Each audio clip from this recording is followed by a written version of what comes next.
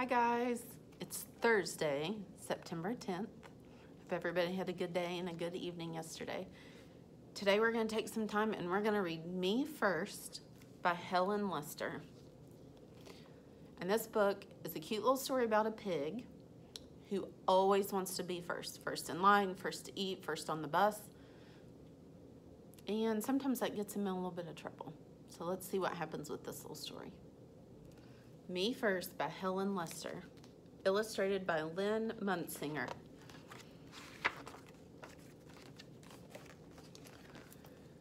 Pinkerton was pink, plump, and pushy. He would do anything to be first, even if it meant bouncing off bellies, stepping on snouts, or tying tails. Look, he's tied tails together, he's stepping on people.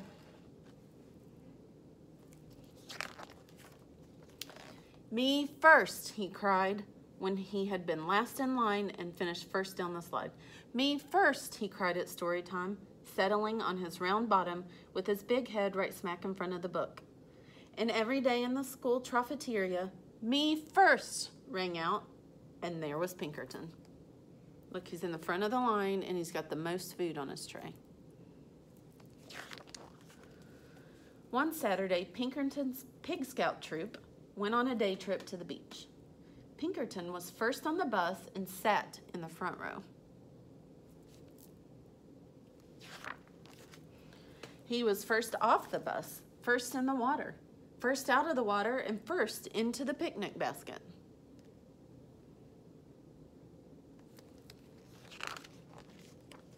After lunch, the Pig Scouts decided to go for a hike.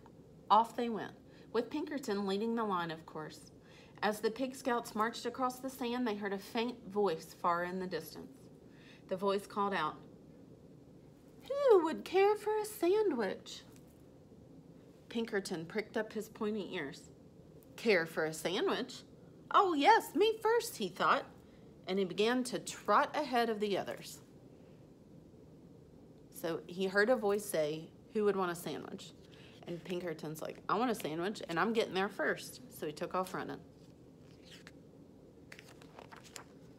Soon he heard the voice again, closer and closer, and louder this time. "Who would care for a sandwich?" Me first, cried Pinkerton, kicking up sand and leaving the other Pig Scouts far behind.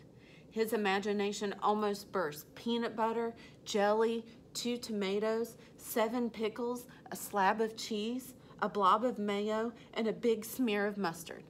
All for me first. Who would care for a sandwich? This is what Pinkerton thinks he's going to see.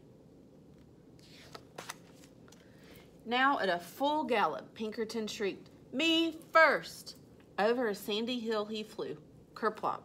He landed face to face with a small creature with a bump on her nose and fur on her toes. "Am I glad to see you," she cackled. "I sure could hear you coming. Me first, me first. I guess you really would care for a sandwich." So she's kind of making fun of Pinkerton. "Oh, yes, indeed," replied Pinkerton. He jumped up and down so fast his teeth jiggled.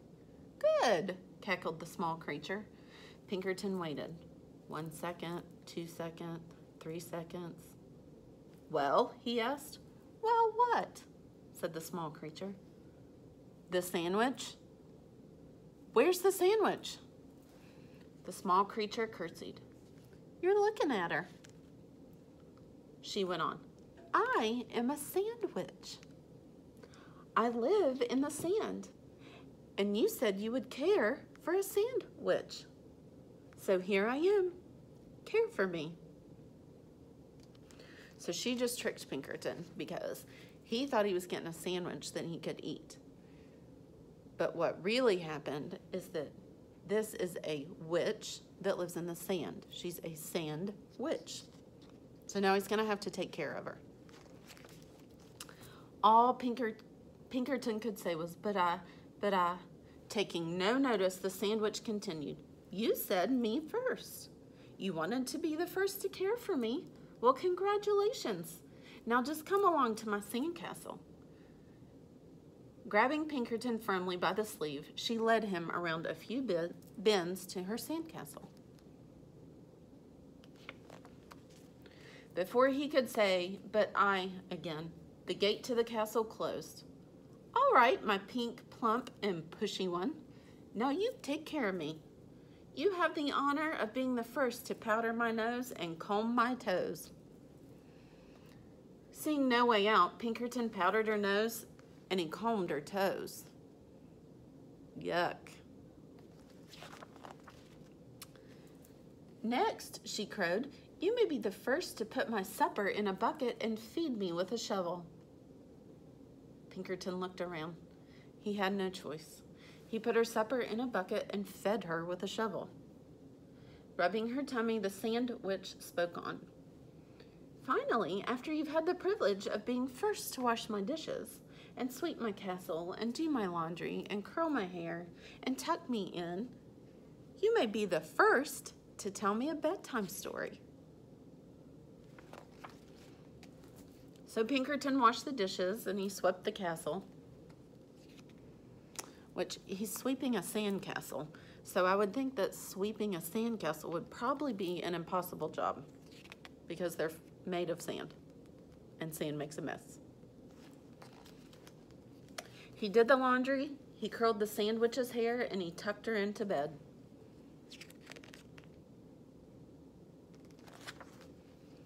The sandwich stretched and yawned. "Now, the story. I need my story." Pinkerton was so tired he could barely speak. "I don't know any stories," he said. "Then how about making something up? Oh, how about something concerning a pushy pig who always wanted to be first?" Pinkerton sighed. She's talking about him.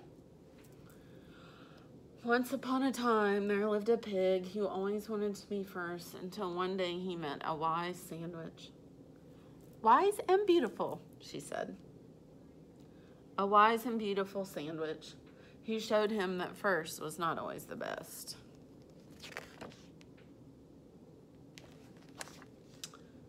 "Aha," said the sandwich. She gave Pinkerton a slow, serious, and meaningful wink. "Have you learned something?" "Oh, yes, said Pinkerton. "I promise I have." "In that case, thanks for the care. Goodbye and good luck." She opened the gate and Pinkerton sped off as fast as he could. He didn't even notice the delicious sandwich that she was holding out for him. So there's the sandwich. But he didn't notice it because he was getting out of there. He was just in time to catch the bus. On he scooted, pink, plump, and glad to be last. Isn't that one funny? Here's the back of the bus. So see, it's important that you take turns, and we don't always have to be first. Sometimes being first isn't the best thing. All right, I'll talk to you guys later. Have a good day. Get all your work done. See you tomorrow.